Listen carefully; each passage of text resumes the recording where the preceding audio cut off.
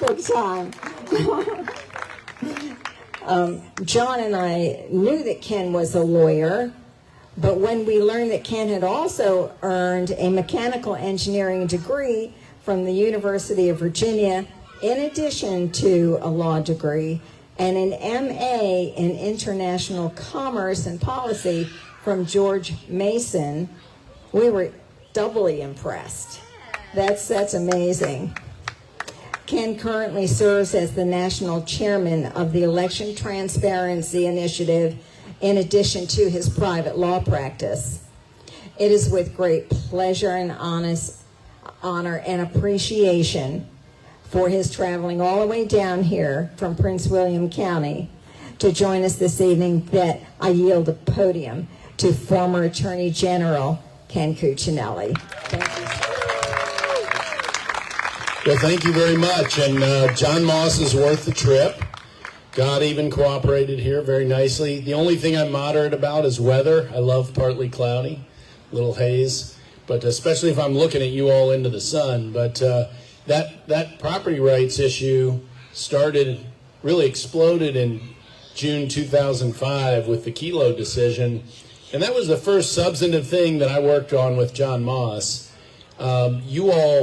You live in Virginia Beach, so you may not be able to compare it to how other parts of the state are, but Hampton Roads and Virginia Beach were one of the worst with eminent domain abuse. Just the worst.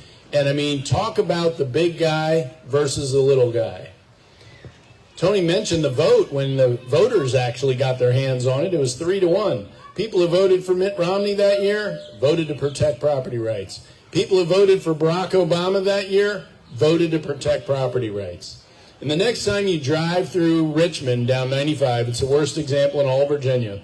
Look around at that ugly scenery going on all around you.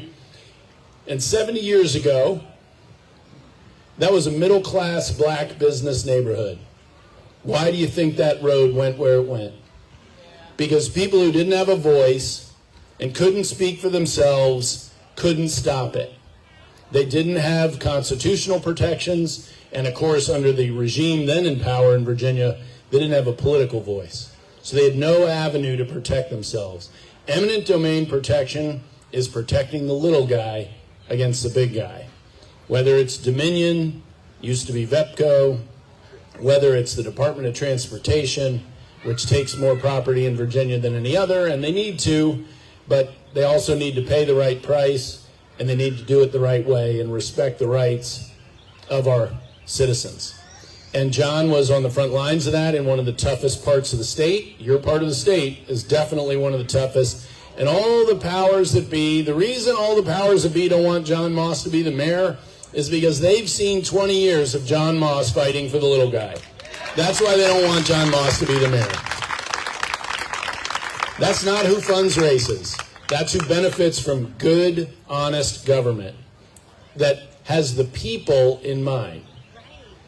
There's two kinds of populism. There's demagoguery, and we've all seen it in one place or another. And then there's actually legislating for the benefit of ordinary people. That's the right kind of populism. That's what we need more of in this country. And we don't just need it in the presidency, which we do. We also need it right down at our local level. You all, the biggest city in the Commonwealth, makes a big difference what Virginia Beach does and doesn't do. You got a candidate here who's handled budgets 10 times the size of your city budget and won awards doing it for the U.S. Navy. And, you know, the U.S. Navy is reasonably well thought of here in Virginia Beach, so I think that's a pretty good credential. And he has a public track record. You all are here because you know. But this can't be your only involvement in the Moss campaign. You have to share what you know. You have to share your time and experience and interaction with John, with people who are never going to meet him. So you can tell him what a really easygoing, nice human being he is. Imagine that in politics. Now, I don't suffer from either of those, but he also has a backbone of steel. He doesn't give in to the powers that be that really just want to use your tax dollars to make more money for themselves. Or, in the case of the public schools, to just keep building up this institutional bureaucracy. that seems to be the purpose for its existence, having the oversight of a local government. You can't get it from the state. In Virginia, Constitution says your local school board has an awful lot of authority, but what they don't have is spending authority. So you need a tightwad, and that's what you need. And frugality matters in government, and whether it's fighting for the little guy in property rights or to keep taxes down, which John's done, that's really what he's probably best known for in Virginia Beach over the years, is his work to try to keep your taxes down and to make government work better doing it. Well, there's no better position to do that from than mayor of Virginia Beach. So you all, I hope you all donated to him on the way in, but God bless America, you can donate to him again on the way out. And there's plenty of time between now and Election Day, so please talk to your neighbors, talk to your friends about this race. It's going to be absolutely critical to have every person informed. You know, the dynamics in Virginia Beach, you guys got your own swirly, fun stuff going on here in so-called Republican politics. But if you boil all that away, I tell people I'm a Republican because they're wrong less. And it's funny and it's accurate. But it doesn't mean they ain't wrong a lot. And that's a situation you're contending with down here in the politics that are, swirling around this race. But John is, peel it all away, it isn't even close, the best candidate you've had for mayor in a long, long time. Not just in this race, but in a long, long time. And because I ran around the state quite a bit over the years, I know a good bit of your political history. And I honestly can't think of the last time you had somebody running for John's caliber. So it goes back a long way. And I was talking to a couple of folks before. I go all the way back to getting my driver's license at the DMV at Sandbridge. So we were down there by Pungo, and that's where I first didn't kill anybody with the car. So now I teach it to my 6th child and eyeing the 7th. Actually, the 7th is eyeing the opportunity to get that driver's permit. That's right. So some things don't change, although the roads down there were a little safer to drive as a new guy than where we live now. And, I just couldn't urge you in the strongest possible terms any stronger to support John. You're here doing that, but it goes beyond today. The next battle isn't, we've got constitutional protection for property rights now, but you still have to compensate people when their land is taken. And government tries to squeeze folks. And the person on the other side of that table, whether it be your city government or be it VDOT, they've got no skin in the game. If you don't have elected officials who will hold the bureaucracy accountable like John Moss will, then your folks in Virginia Beach are going to get squeezed by your own government.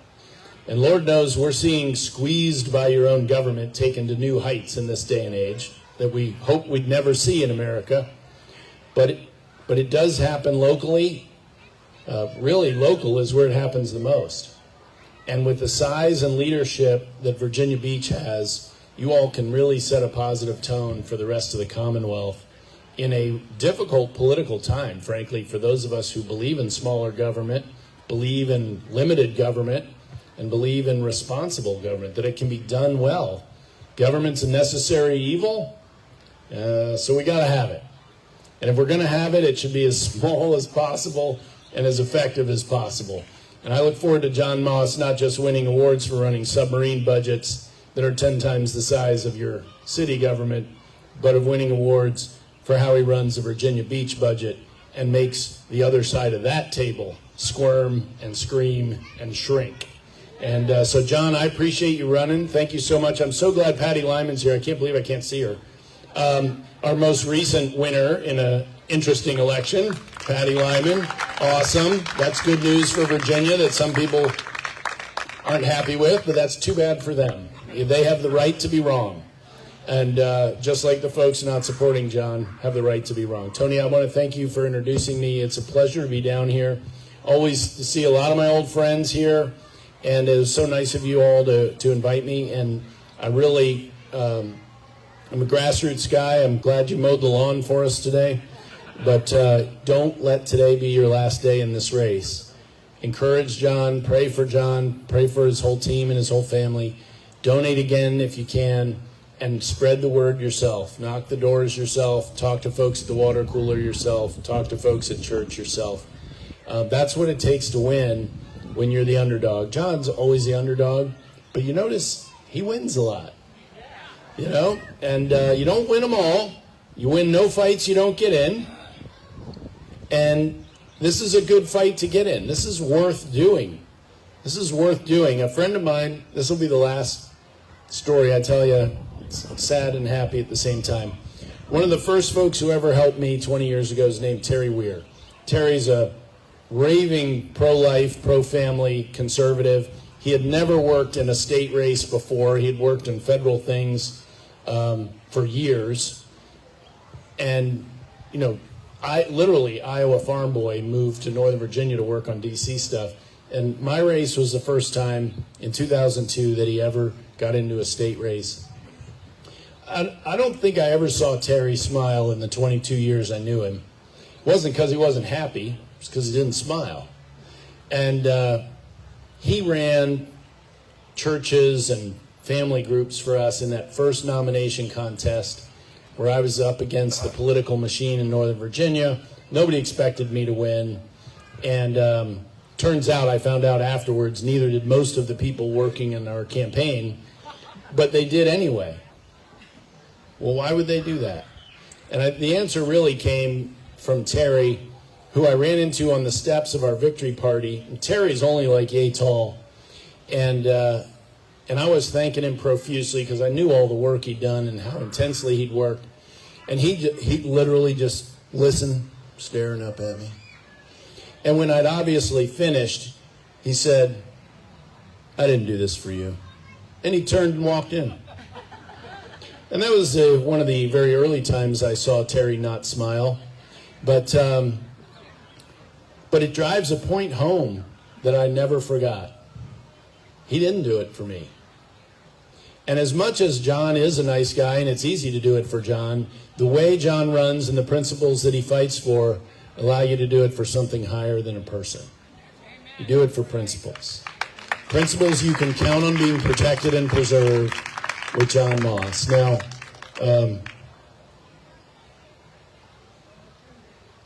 last month we buried Terry after a long and fruitful life, but where he never wavered 1 inch on those same principles that he drove home with a sledgehammer to me that day on the steps of the Grill and Braddock Road in Northern Virginia.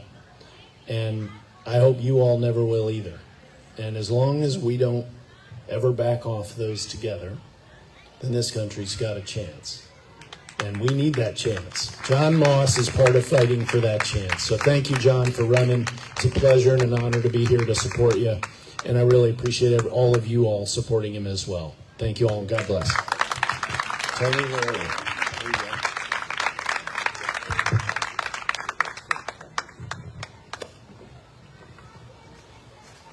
Isn't he great? Yes.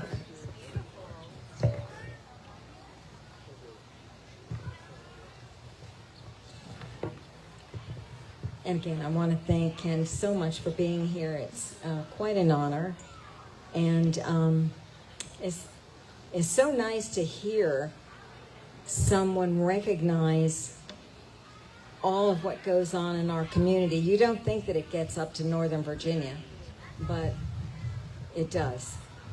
And as he said, we've got a lot of work to do here, but it can be done. And it's been done before. We've surprised them before, and we could do it again. Next, I would like to introduce Patty Lyman. John and I met Patty during her successful re-election campaign as RNC National Committee Woman for Virginia. to which she won a second 4-year term. So congratulations to Patty. That was a hard race, and you pulled it off, which is great. Patty holds a BS degree in commerce from the University of Virginia. After working in banking in Miami, Patty earned an MBA in finance in 1984 from Wharton School at the University of Pennsylvania. Great school, folks. And received her Juris Doctor in 1997 from Regent University School of Law. She is admitted to the bars of the Virginia Supreme Court, U.S. District Court for the Eastern District of Virginia, U.S. Court of Appeals for the Fourth Circuit, and the U.S. Supreme Court. That's quite an accomplishment. Yeah. After 9/11, Patty moved into immigration law, specializing in asylum for persecuted Christians escaping Islamic countries. I hold that kind of dear to my heart. After living in the Middle East for many, many years, I can relate to that, and that is something very special. Focused on conservative grassroots activism for many years outside the party structure, Patty remained dedicated to electing Republicans. During the 2000 Florida recount, as a constitutional attorney, she did multiple media interviews explaining the legal events that would determine the presidency. Patty served as a surrogate speaker in the Virginia 2017-2018 gubernatorial and U.S. Senate races, and helped elect in 2018 a conservative chair to Virginia's largest Republican committee. Join me in a warm welcome to Patty Lyman, Virginia's National Committee woman to the Republican National Committee.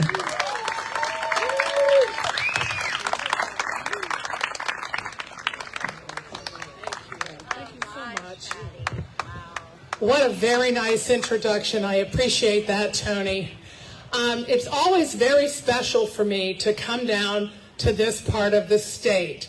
My mama was born in Norfolk, and when she was 2 years old, her family moved up to Northern Virginia to Leesburg. But maybe there's people here that are old enough to have heard their parents talk about this. My grandparents were courting in Norfolk about 100 years ago. And my grandmother would say to my grandfather, she would say, "Oh, Jimmy, how I long for you to take me dancing out at Buckrow Beach." And I always get some reactions to that because people remember that. But this is a very, very special part of the state to me. I look at the 5th and the 6th District of Virginia. I call them the heart of Virginia. I call the 9th District, Southwest Virginia, I call that the backbone of Virginia. This right here, you guys, you are the engine of Virginia. With the port, with the commerce here, with so many things happening here, you are an absolutely pivotal, critical part of our state.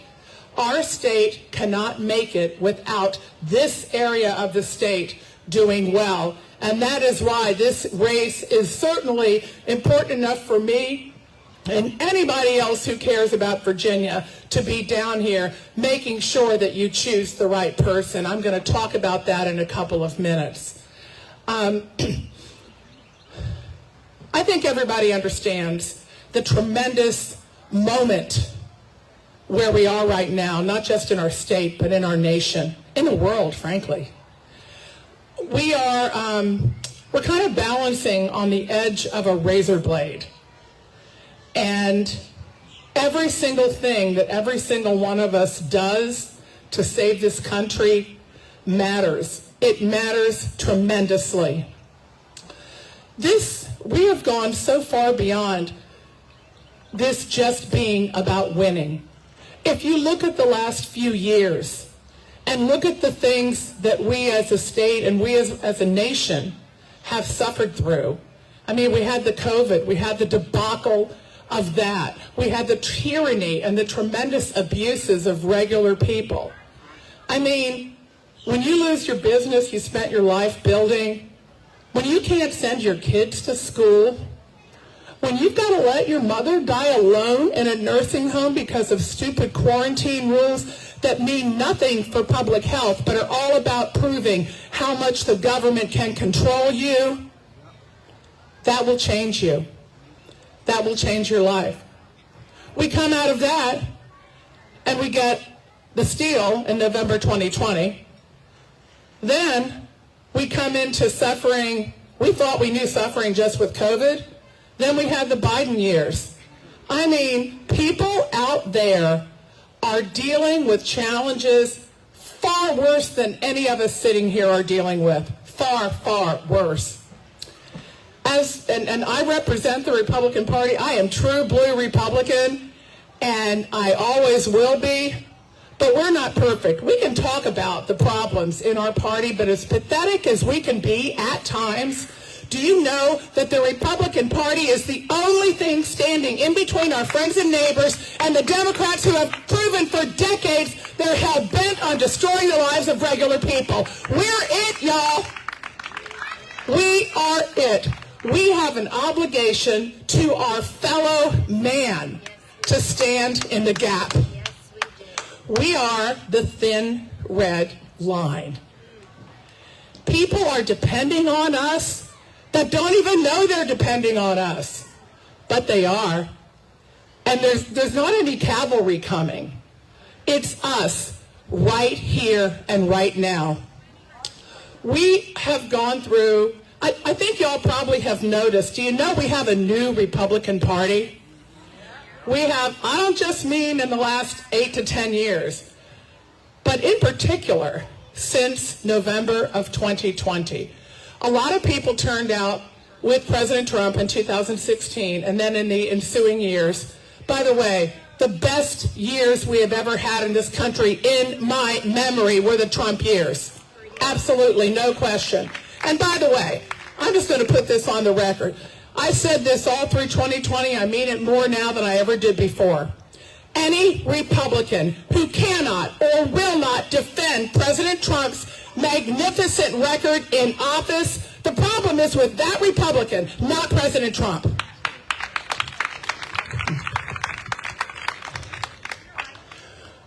Our party changed a lot after President Trump.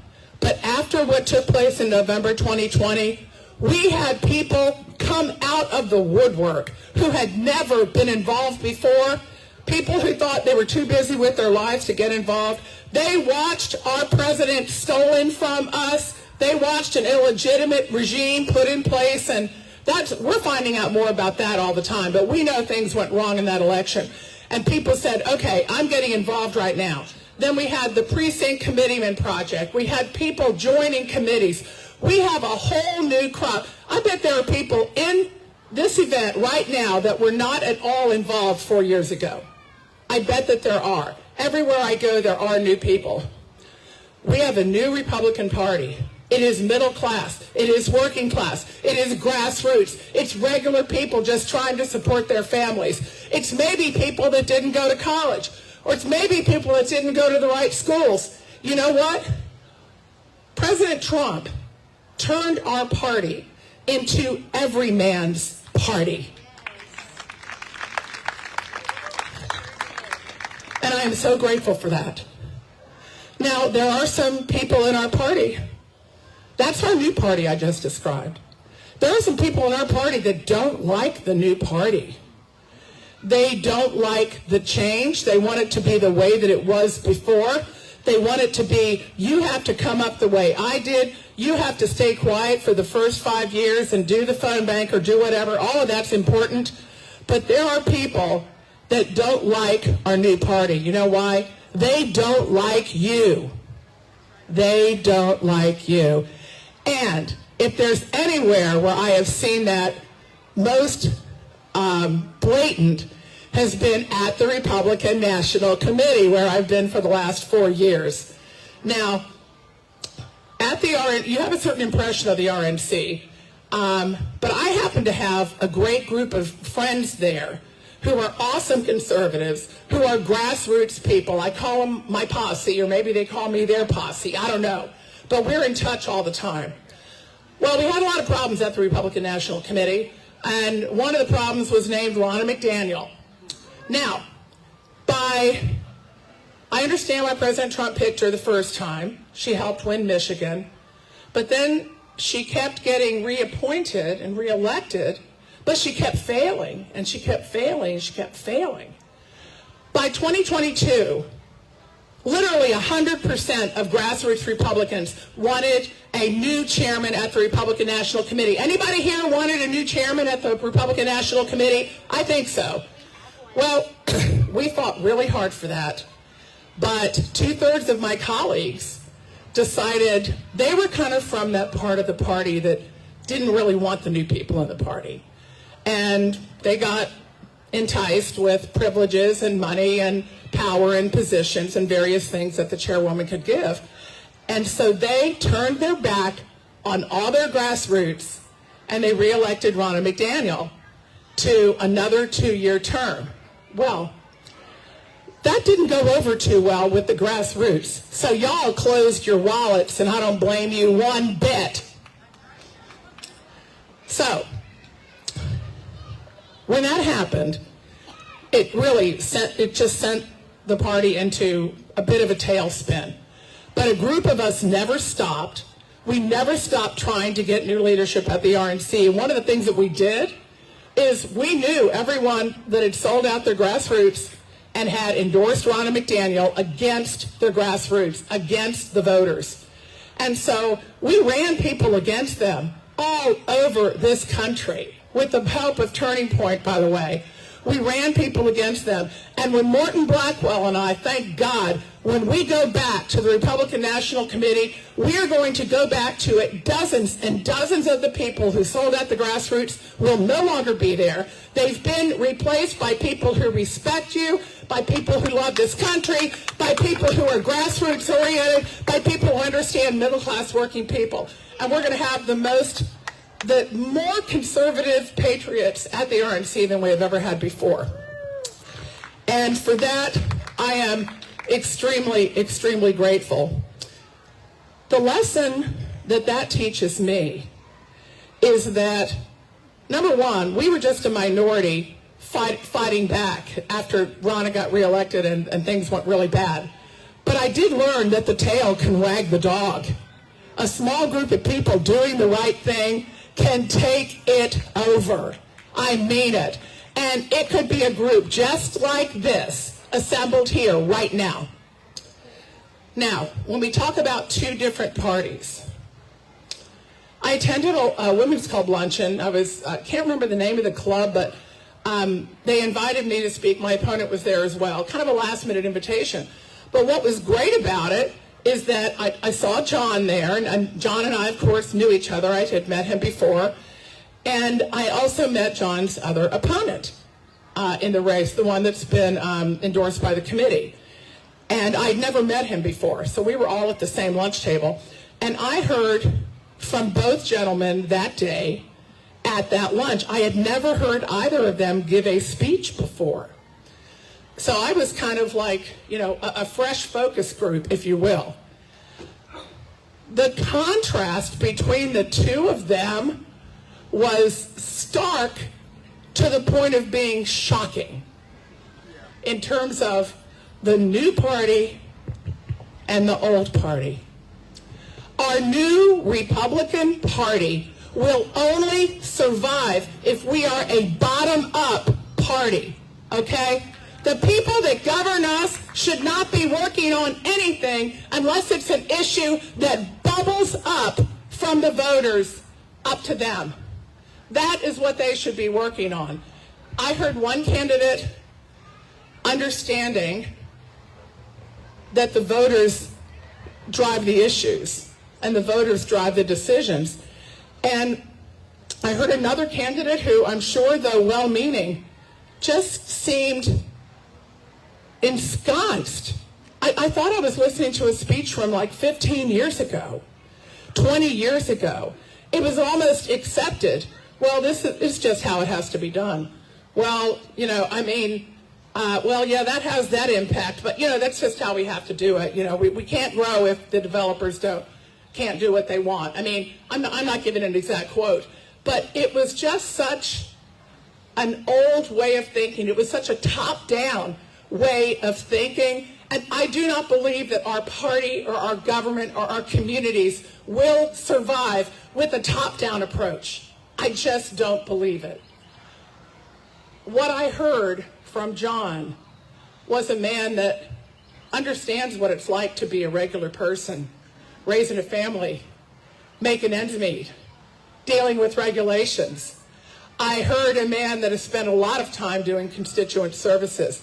And I was flabbergasted 2 years ago when John ended up leaving the council. I was just flabbergasted because I knew the job that he had done. But you know what we know now? We know God had something else in mind. And it takes a little time to get ready for a mayoral run, doesn't it? Yeah.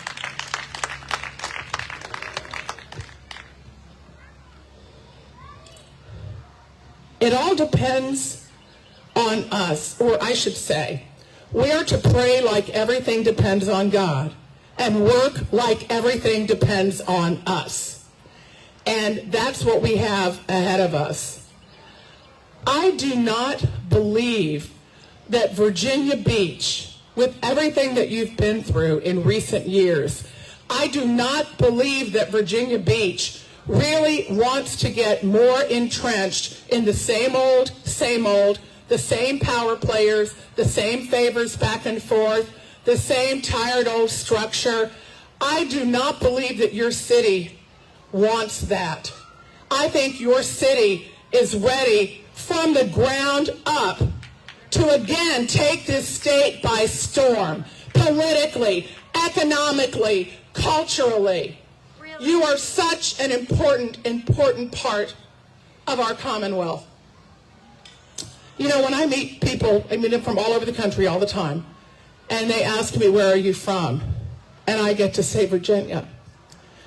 There's a respect.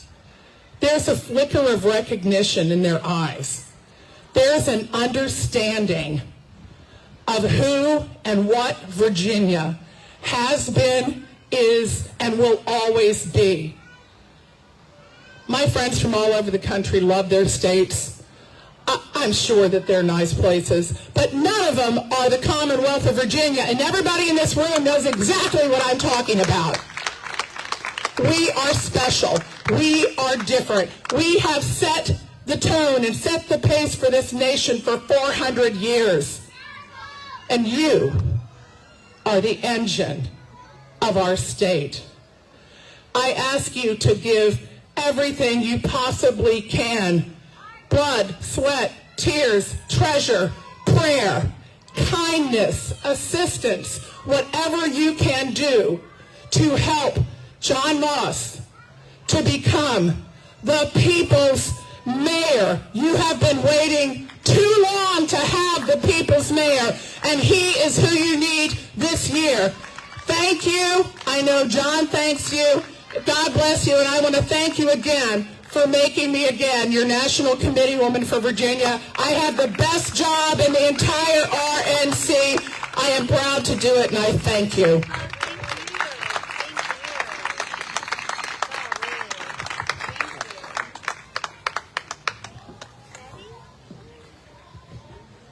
What a powerhouse, huh? Thank you. Thank you.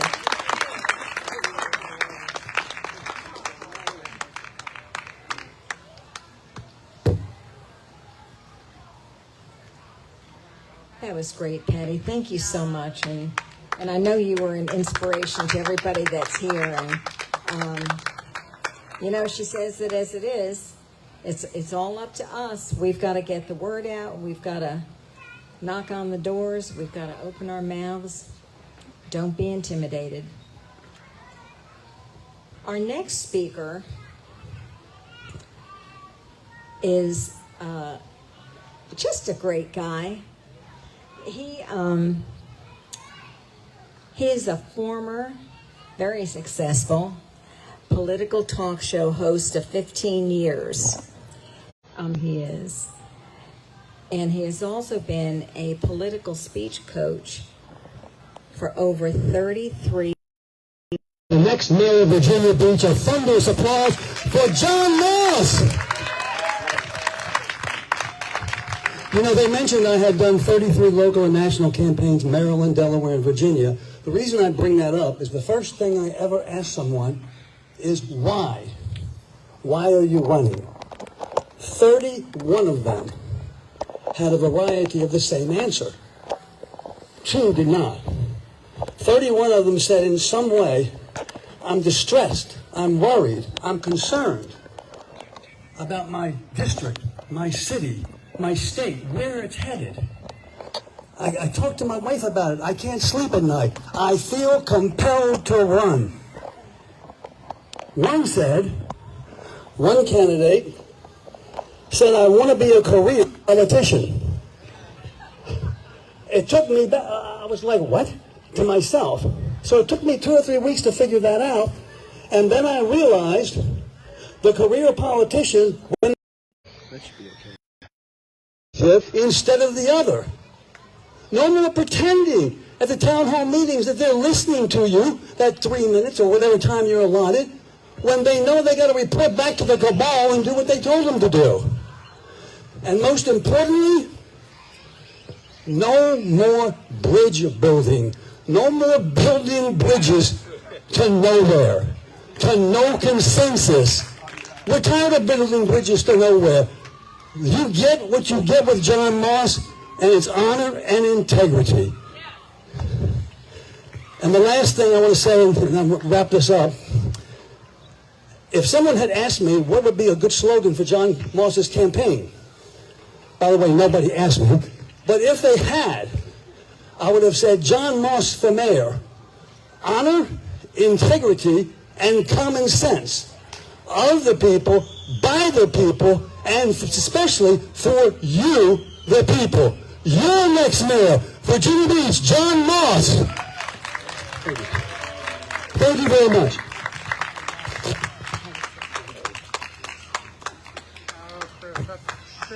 Thank you so much, Chris. That's a hard act to follow. Yeah. Maybe I should just sit down.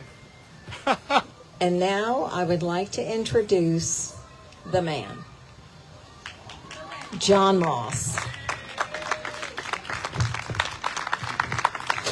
After all of that, I'm reminded of someone that gave some advice, is never talk yourself out of a sale. So I don't know how I can add to the remarks of Ken. I'm just really humbled. I know my wife, when I get home, she'll remind me like that guy that ran behind Caesar in the chariot, reminding him he's not so great as he thinks he is. So I know I have a reality check in Kathy, and I really wouldn't be able to be in this race or any other races that I have run or served without my wife Kathy, and I know she's here, and my family, because they're the people that take up the slack. And anyone who knows, I stay up till 2 or 3 in the morning and get back up at 5:30, 6 o'clock. But I'm always working. And I was going to say this speech, but after all those words, I'm not going to. I'm going to just talk a little bit from the heart and be brief, be bright, and hopefully be brilliant. But I'm in this race to serve. I'm in this race to bring my skill and talent and experience to make this community more affordable for the people who built it, because it is wrong that we are taxing the very people who have built this community out of their ability to live here. And it's just wrong. And Patty was right when she talked about the people want to hold on to the old. And it's very difficult to know that we have to change, but I don't think everyone knows that we can't go back to the economic model of the past. I think all of us know for the last 3 budgets, the mayor and the majority of the council, it's been business as usual. Raise your taxes when you have a surplus. Raise your taxes when they're over appropriating for labor to create a a surplus. Meanwhile, families are suffering every single month, and right now that inflation tax is over $1,000 a month.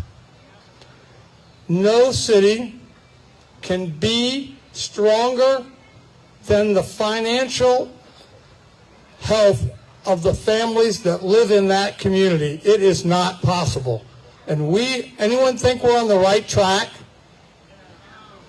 How many people think it makes sense to spend $26 million for a road for a company that's going to pay $17 an hour through contract workers, and for the most part, all the work inside the building is being done by robots? Anybody think that's a good return on the investment? No. How many people think it makes sense that you would take $160 million of debt available, think of it, your credit line at your home, and you would spend it on something that wouldn't generate a return on investment till at least 7 years in the future while you're paying the interest on all that debt? I don't think that doesn't, like I said, doesn't pass the Warren Buffett test. But what really is disturbing is they don't listen. They have these town halls. They have these listening tours. And just recently, last Tuesday night, Diana Howard knows this, what did they do? They voted to direct the city manager to do yet another study on whether or not unionizing the city workforce would be a good idea.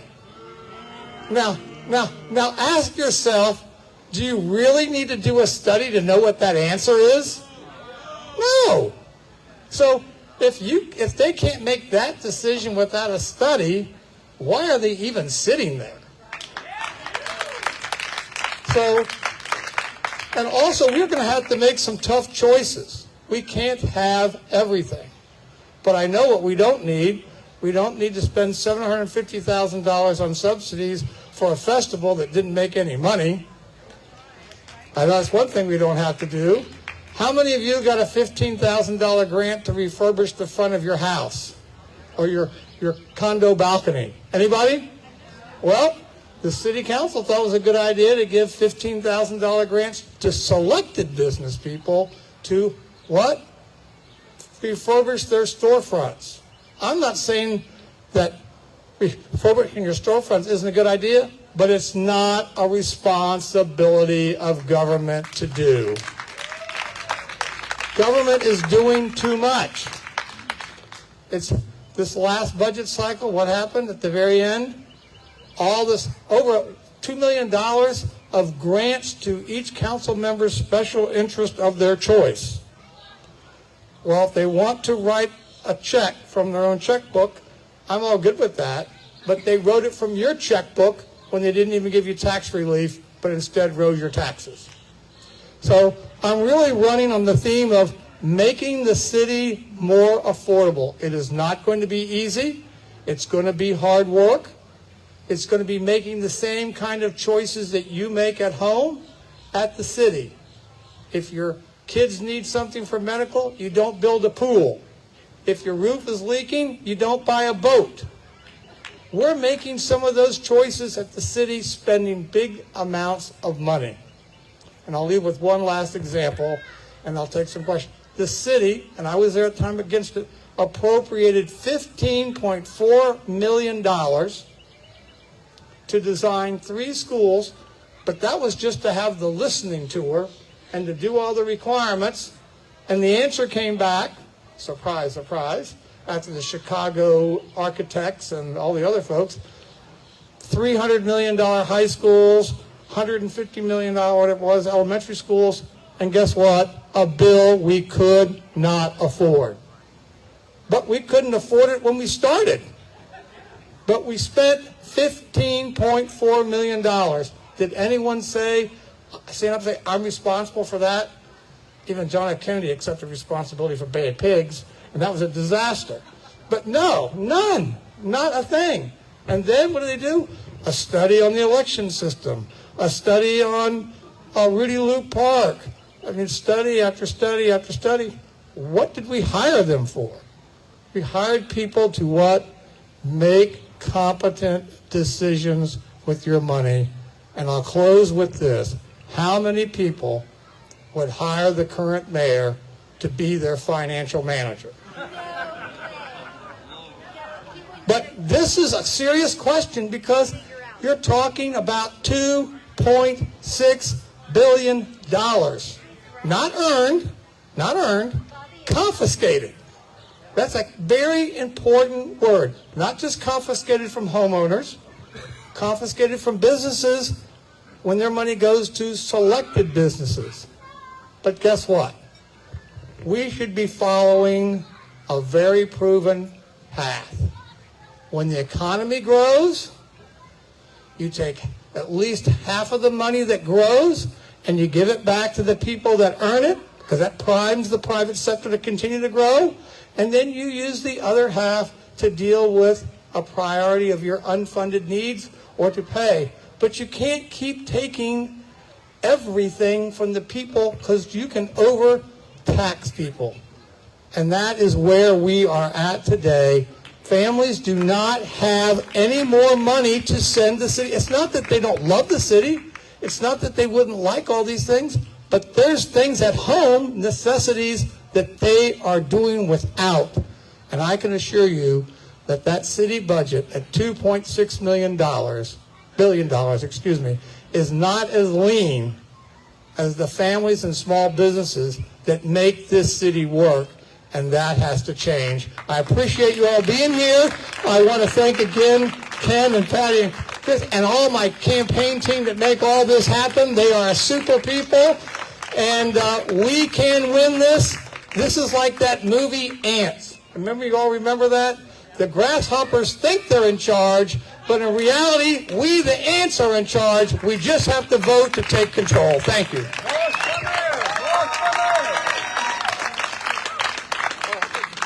Yeah, I'll take a question or two. I never run away from questions. I see someone in the back. Yes, Mr. Moss. Yes. When you become the mayor, you're automatically put on all these regional organizations like the Hampton Roads Transportation Association, Accountability Commission. How do you view regionalism if you're elected mayor of a city, not a region?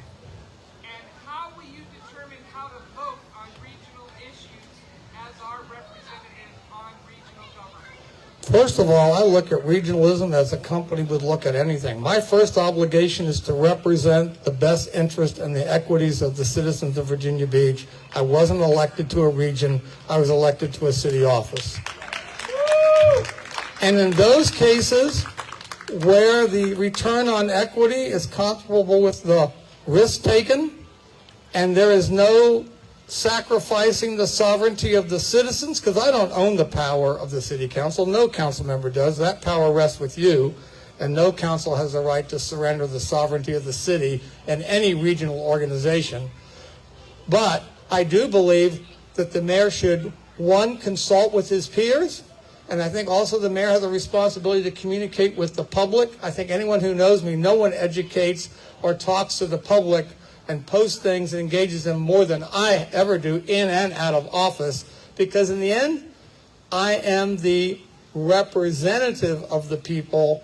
That's my job. So if you don't go out and find out what they think, then you can't represent.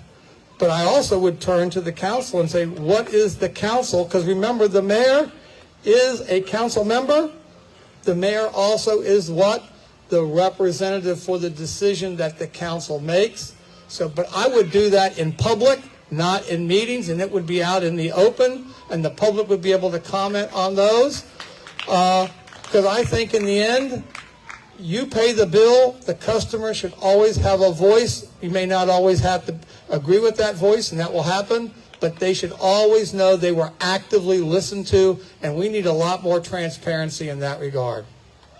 Mr. Chang, how are you, sir? John, you're an awesome guy, even though you're a submariner. One point. Hello? John, your points on money, the budget, how we spend it, how will you expect the city council to be fiscally responsible? As you know, I'm very close to the school board and what they are doing there on the schools, but I believe it's unfortunate that your message on that is not out there to the regular people that are suffering. I don't know how we can get that out there. I know that every time I talk to somebody about you, I bring it up, and they're very clueless about what's going on. I don't know how we can do it, but we really need to get that message out, because we have people out there, families, that cannot pay what they need to pay. And what you're describing is the fraud, waste, and abuse, and I do say abuse of the city council to its citizens. So I'm going to do my best, but I think everybody here needs to get that message out about how fiscally irresponsible this city council is and this mayor.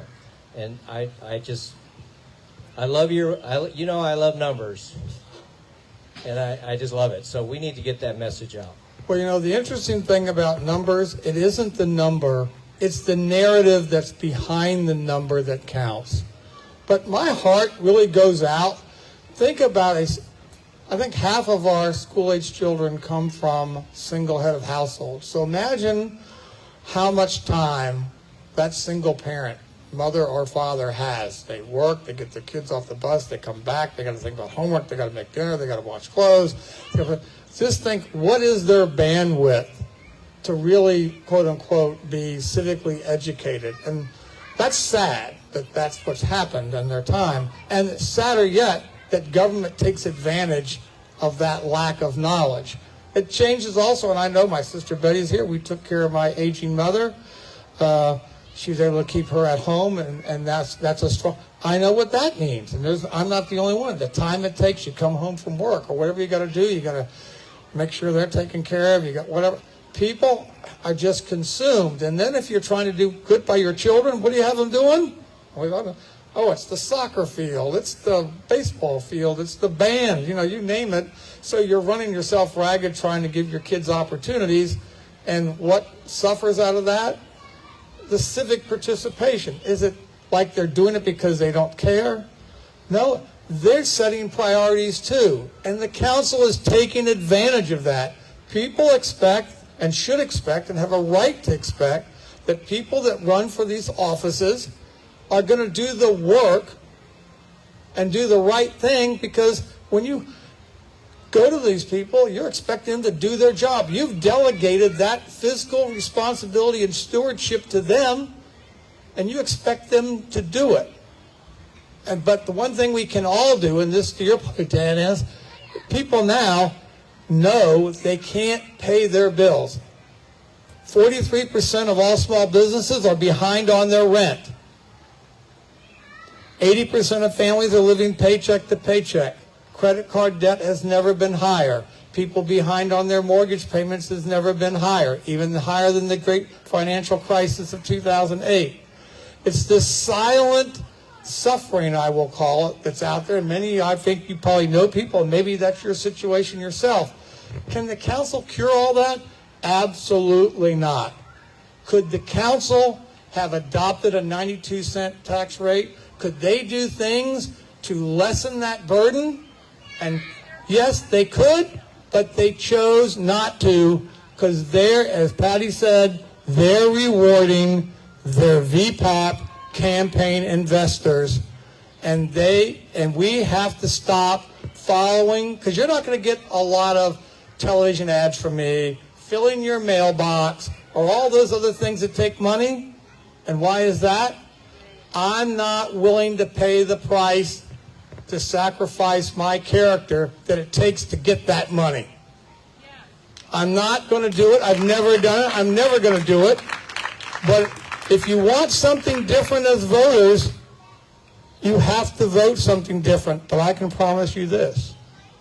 I will be the educator-in-chief to raise the educational knowledge of our citizens about the cost structure and the things that we can change. I may never convince 6 people that we can do a better job, because they've got their own constituents. But the public's going to know. I will use the bully pulpit of that office and that seat to make sure that people know there's another choice, and it will be up to you to make those people feel the heat in their seat or change them out, because we deserve excellence in governance, and we are not getting it. I have a question. Yes, ma'am. Mr.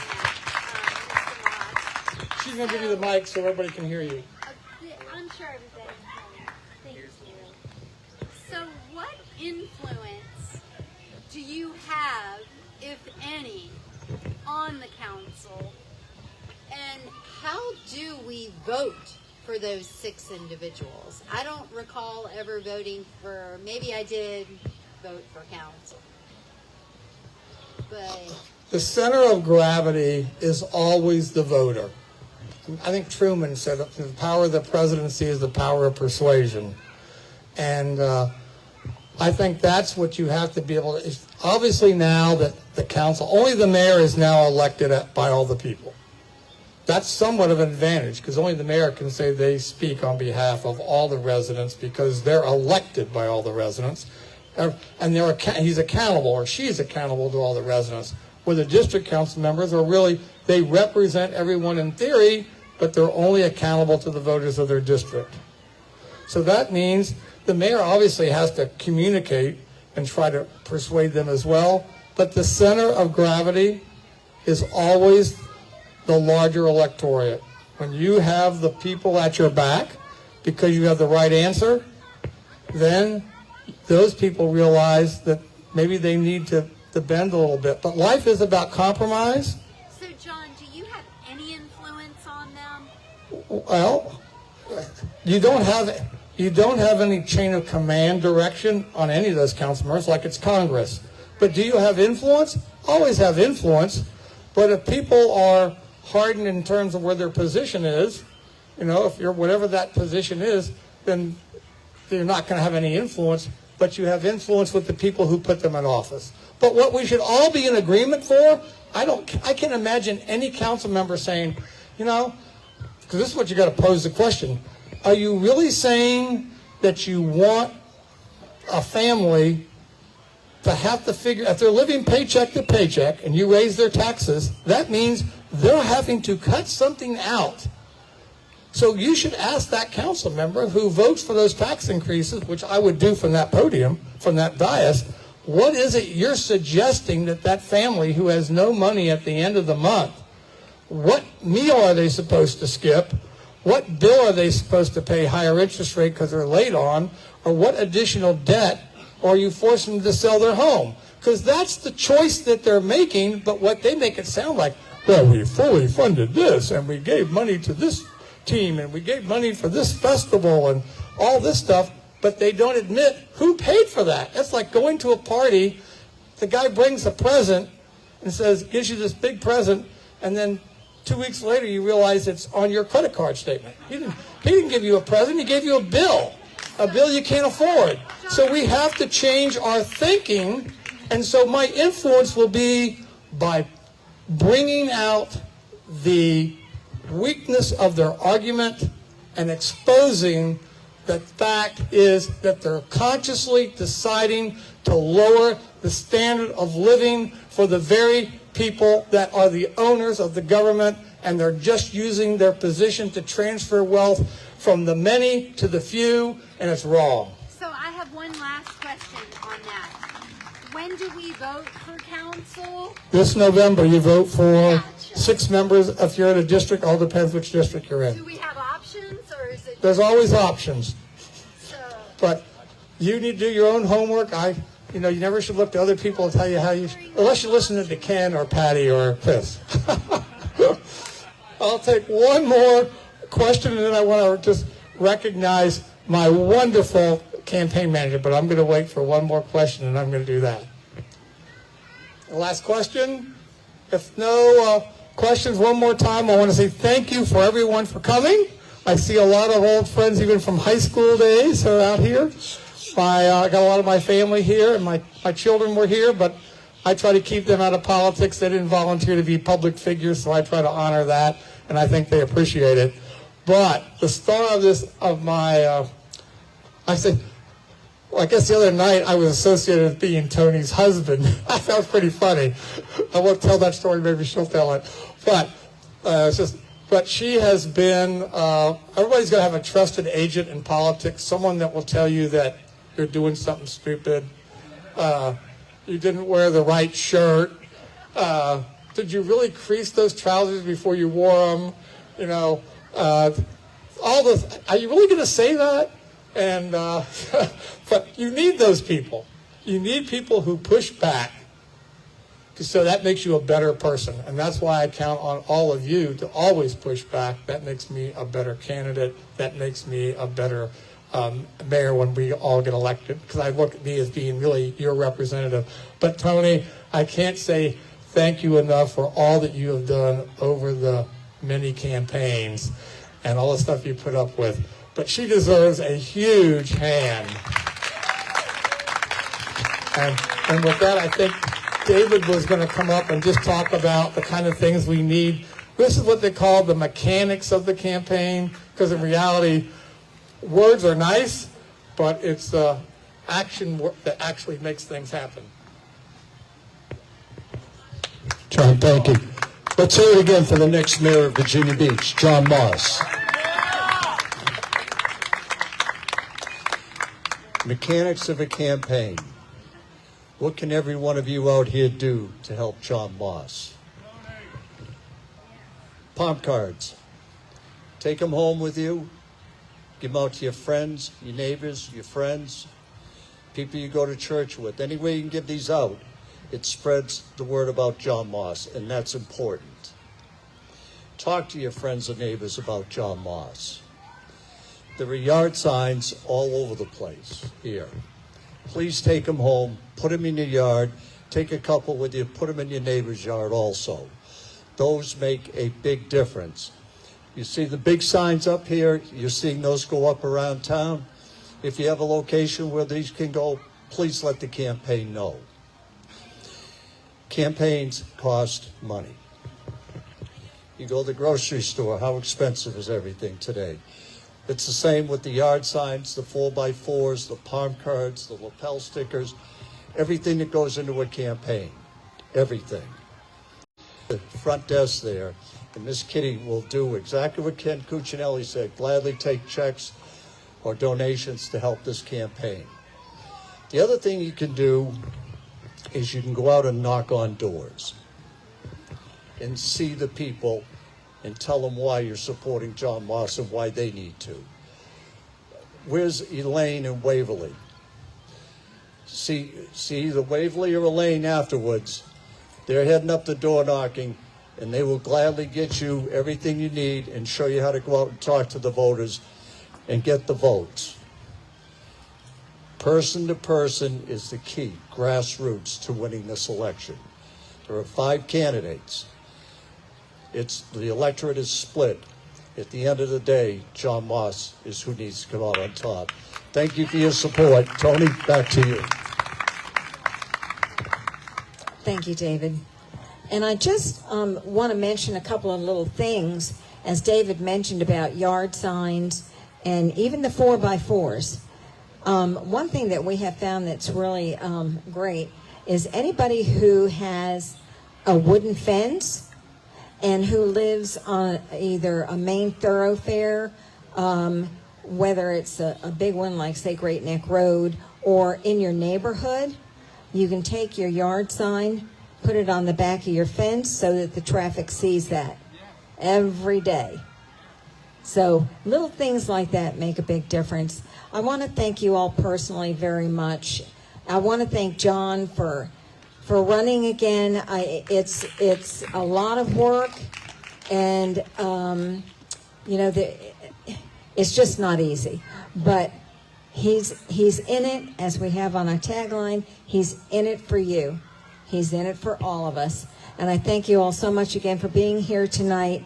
And we've got cake in the back, so let's eat cake. Thanks so much, everybody.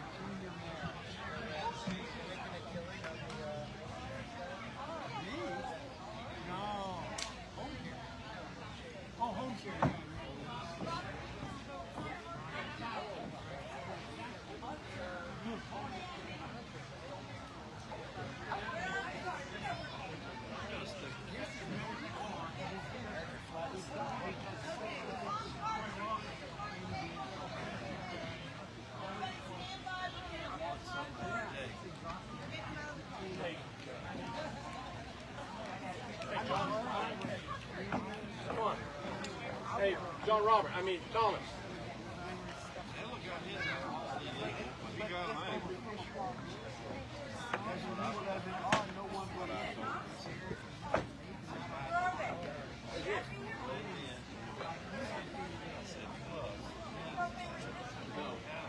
Thomas.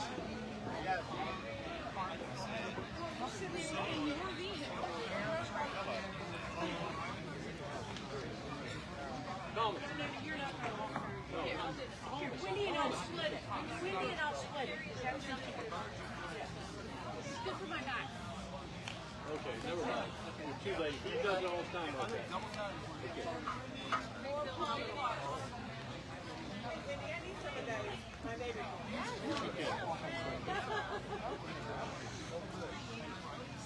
I'm going to do another